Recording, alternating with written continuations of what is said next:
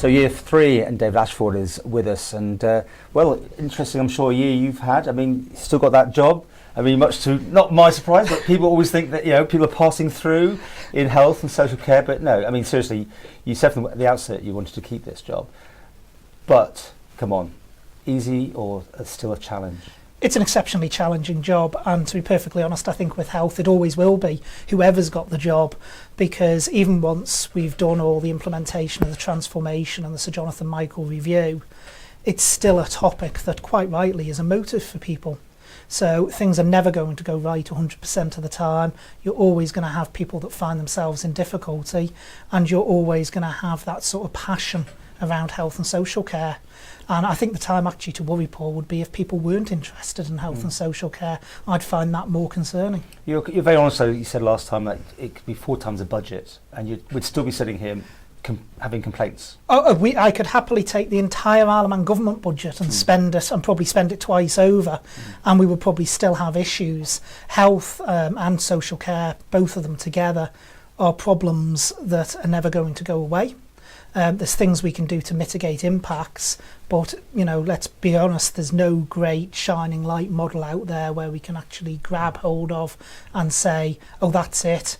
It's all completely sustainable, and all our worries are gone. Even Sir Jonathan in his own review recognised that even with all the changes that he's recommended amongst his 26 recommendations, it still only slows the pace of financial increase for the department. It doesn't stop it or turn it the other way. Now, in other jurisdictions, you know, a minister's way up the food chain, never to be heard, seen. You're very accessible, and you made a big thing of that. Has that in itself cause problems? Do people? Your phone's ringing all the time, I'm just guessing, that's all. Well, I've today been dealing, despite the fact it's a bank holiday, I've actually been dealing with about 3 or 4 different cases.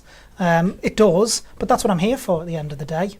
I do like to think I'm accessible. I can't always tell people what they want to hear, and I'm sure there's many people who've been disappointed with my response because I've got to be honest with them. We can't solve everyone's problems all of the time, but I do like to think I am accessible and people can approach me if they want something to be looked at. We did have that people via Skype joining us from Scotland about their daughter who lost her life, saying you weren't accessible, but just to finish that story off, you did get in touch eventually? Yes, yeah, they did come back to me, funnily enough, off the back of that interview, and contact me and give me their contact details, and I did speak to the father. Again, I don't think it was answers they were going to be happy with or will have accepted, but I had to be honest with them about the situation as it stood. So no, I have spoken to them. Is it still taking up like I think 70% of your time? It does. You know, I've got a constituency as well in Douglas North. I must say that I think a lot of constituents have been very patient with me sometimes, particularly at busy periods. But it does take up about 70% of the time, health and social care, and I try to reserve that other 30% purely for the constituency. And is there any light at the end of the tunnel? We keep talking about government moving very slowly. I think in every interview we do that, but you know, of all things, you need some movement. You do need some good news, don't you? Well, I think there is, and there is a lot of good news out there. So, for instance, even if we just look back over the last year and a bit since I became minister, the discharge lounge in Nobles Hospital's up and running. The eye care strategy has not just been drawn up; it's been implemented. We've got things going on within mental health. The community division has been formed, joining things together across the whole community division within the. Pay rates went up if you had to go away. Yes. Obviously, we've increased the allowances. Was that like you, or was that just something that happened, or was it a backbencher that was putting pressure on you? I mean, you know, where did these movements come from? Actually, it tends to come from people contacting me. Right. I'd had constituents and other people contacting me saying, "Well, you know, we're travelling away." And it's not covering the full cost of our stay. It hasn't been on for years, had it? So I think 2007, if I remember rightly. I think it was 12 crazy it got so or so years.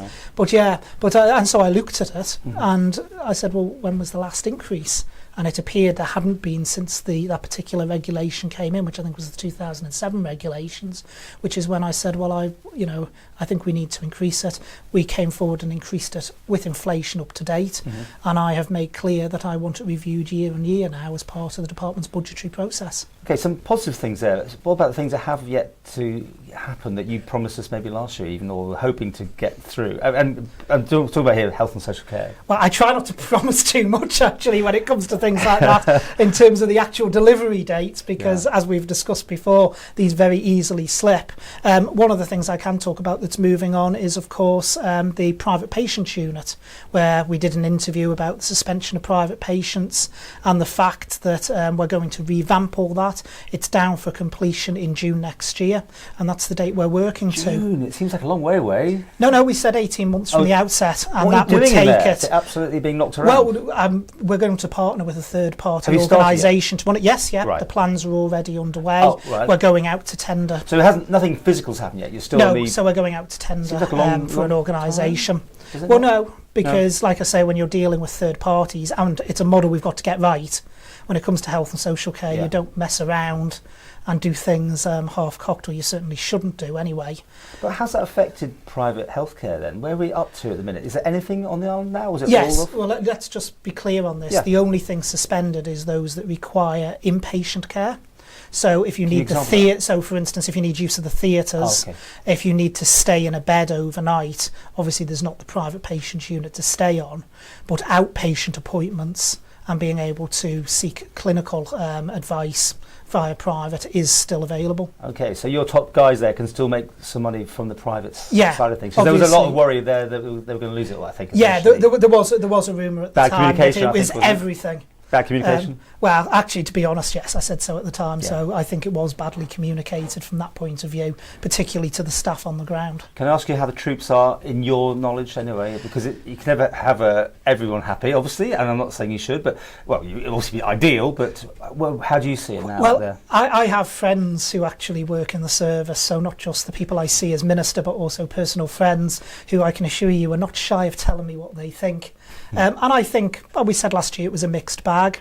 I think things are improving. I think it's still a mixed bag. I think once people start seeing the delivery of the Sir Jonathan Michael review recommendations on the ground, then that will change. But I think until people actually see things happening and physically changing, they're quite rightly cynical, because they've seen numerous reports, I mean countless reports over the last 10 years that never seem to have actually materialised into something hard. So I think people will be looking for that. But the feeling overall is exceptionally positive, and there is a feeling amongst staff that there is now this desire to actually drive the change that's needed. What about locums? Are they still worry that a lot of money is going into that sort of thing rather than being able to cover it with a full-time person? Yes, it is. There's still shortages. That's the same in the UK as well. But it is coming down. In terms of consultants, for instance, we've been able to recruit to certain posts that we haven't necessarily been able to recruit for before. And a lot of it comes down to, at the end of the day, reputation. We had a very good write-up in the Nursing Times very recently. I did an interview for the Nursing Times as part of a wider piece that they were doing on Nobles Hospital. And the journalist that came over and interviewed me for that, she couldn't believe what the difference is between our hospital and, say, a hospital in the centre of Birmingham, centre of Liverpool. She was exceptionally impressed with what she actually saw. Will we ever become a place of excellence, like people who actually want to come here for their work, like being private? There's always that. You still got one operating theatre shut after all these years, or not? Is that back in operational? Because years ago it shut down. I mean, there's a theatres review underway at the moment about how the way we use our...